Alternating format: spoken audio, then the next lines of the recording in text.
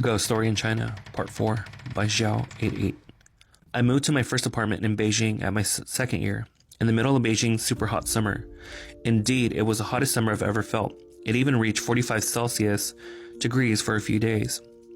My apartment was located in an old building with 13 floors, bad number, right?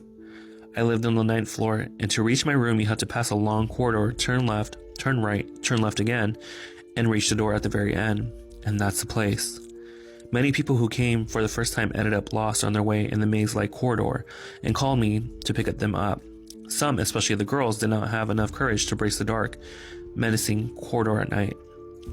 The corridor was long, with smooth gray stone floor finish, old antique windows with a dirty iron railing, dull, obsolete walls with paint peeled off in some places.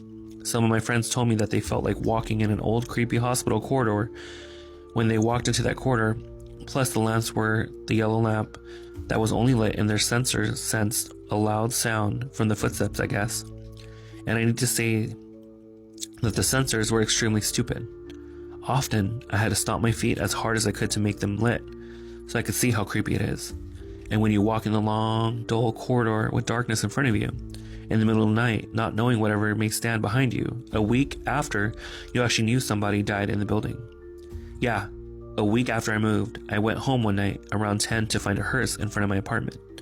I waited in the elevator, and when it opened, two men were dragging a bunch of sacks with God only knows what's inside, and a bunch of funeral flowers. I stepped alone inside and imagining the creeping fear I felt, smelling the flower scents inside, but that was not an important point to my story, though it did make my friends, already unwilling, more opposed to come to my home after hearing it. One night, when I was sleeping, I woke up in the middle of the night, and I'm a light sleeper and really have a sound sleep, and I saw a girl in white sitting on the edge of my bed. In a flash, she vanished, but it was enough to make me turn on the lights and slept with it for months. Often, when I did Skype video calls with my friends in Indonesia, they had cut the call quickly after witnessing the white cloth girl walking back and forth behind me. And when I was sitting on my bed and my laptop placed on my desk, my bed was mirrored to the wall, so no place for walking. But they saw her walking behind me. After a while, nobody besides my parents wanted to Skype with me, as long as I still stayed in that room. I had 3 housemates, all of them boys. We had 3 bedrooms, 1 double and 2 singles. 2 boys slept in one big room, with 2 beds I had in the bathroom. My door was opposite to the outer bathroom, and besides the bathroom, just facing the living room, was the other boy's room. In the boys' room, let's call him Ed, stayed 2 ghosts, 1 grown-up man, and 1 little lad. I had 2 friends coming down one day at 3 a.m. Don't ask why it was 3 a.m. And Ed wasn't in the room. 3 guys played DOTA in the nearby internet cafe almost every night until morning, leaving me alone in the night most of the time. Now, we always let our doors open when no one's in the room. We could see clearly a little boy squatting just beside Ed's computer desk. Next to the window, the room lights was off. There was enough light from the outside to see him. They freaked out and I had to close the door until Ed came home. We, the inhabitants, didn't get bothered by them. Anyways, Ed developed a habit of saying, "Hey dudes," out loud by waving his hands as if he was greeting someone invisible in the room every time he came home. Guess we got used to it. But they had paid their tribute to me one day because I never greeted them. I was sleeping in Ed's room one night afternoon with a friend. I mentioned I'm a light sleeper and rather insomniac, so it usually takes me an hour or 2 to get to sleep after I lay in bed. When I was getting very sleepy, like the state when you know in the next 5 minutes you'll go under, I felt a hand grip my face. I had my eyes closed and couldn't open it because of the grip. It was very rude and I was very angry instead of freaked out because of the harsh treatment, so I shouted in my heart, "Cut the shit. I'm very sleepy, so let me sleep. Go bother someone else." After that, the pressure was gone. Our bathroom outside also had an invisible inhabitant.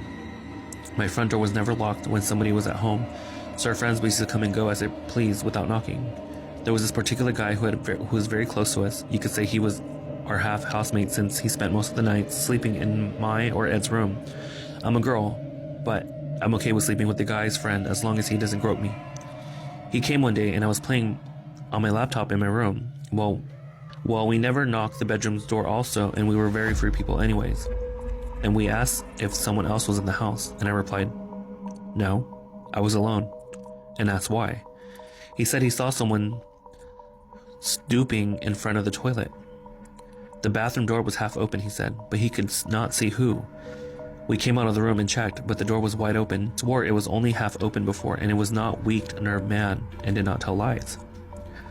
The incidents didn't stop there. Once my housemate, called him Eric, came to the room and asked did I hurt my head again, which made me confused because he told me just 10 minutes ago I heard a scream, "Ow!"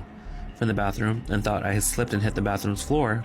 I am very clumsy and careless and had twice fell in that bathroom, but I had been sitting on my bed playing the laptop for 2 hours straight, and I never went to the bathroom, let alone slipped. There were small incidents as well, such as the lights turned off and on by themselves. I once slept with my lights on one night and was turned off when I woke up, and it happened the summer of vacation, where my 3 housemates went on vacation to Gulian, and I was alone in the house. Doors are also closed on their own sometimes through the windows, which are also closed.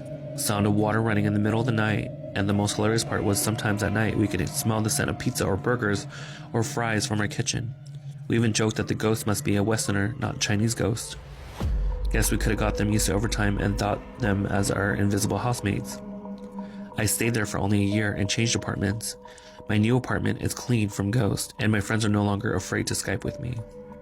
Hit that like button for part 5, and this one's about the encounter with the Kumantong.